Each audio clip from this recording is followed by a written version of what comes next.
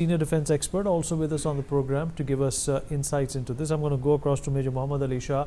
Ali, you being somebody who spent a considerable time in understanding how civil defense is, arranged and orchestrated, what has been your opinion so far of what the government has been doing? There is a lot of concern that has come about that when it comes to places for civil protection, India is still lagging behind.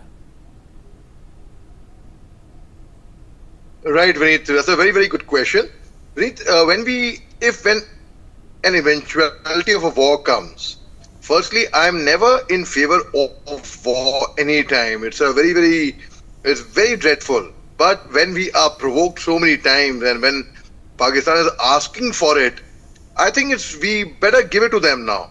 So now when if at all a warlike situation does arise, it is not the armies of the two nations which fight only. It is the entire nation which gets together and fights. So now when that happens, it's very, very important for the civilians to be protected. There are a lot of people who do not know about war, but they are the ones who are shouting, war, war, we want war. They don't know how dreadful it can be, in fact. And no one actually really wins from a war. I mean, both the nations suffer. But when a situation like that, if at all, has to arise, it's very, very important to make sure that the civilians of that nation are protected.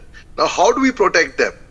A mock drill, for example, I would like to convey through your channel and through you that for people not to panic.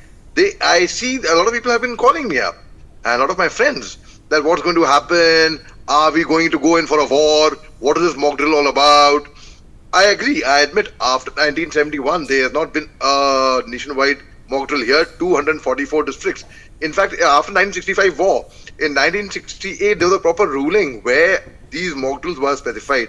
Especially in the Cold War era, right from 1979 to 1989 especially, the mock drills were carried out at that time to make sure that you are safe from air attacks, from missile attacks, from aerial attacks. So now, when that happens, what are we supposed to do? How do we protect ourselves? Firstly, I would advise people, if at all there is a basement, underground parking, because there are no bunkers readily available for the nation, right?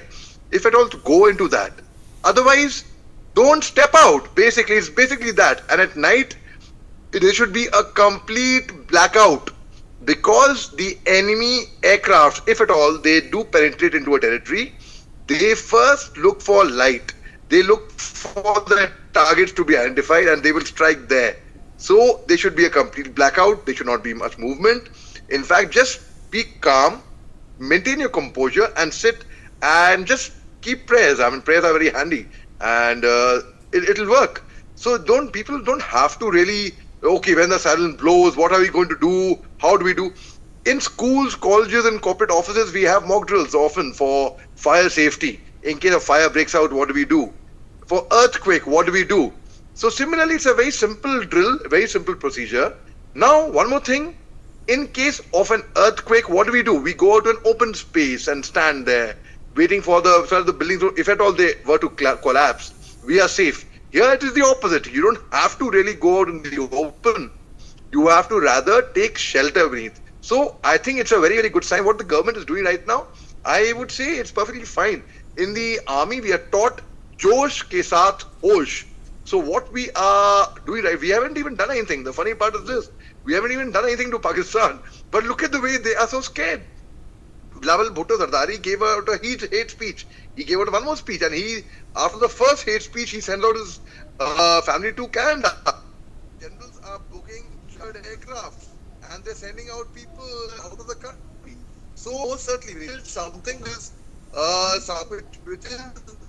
which is laughable. The chief of the Staff, General Asim Munir, underground.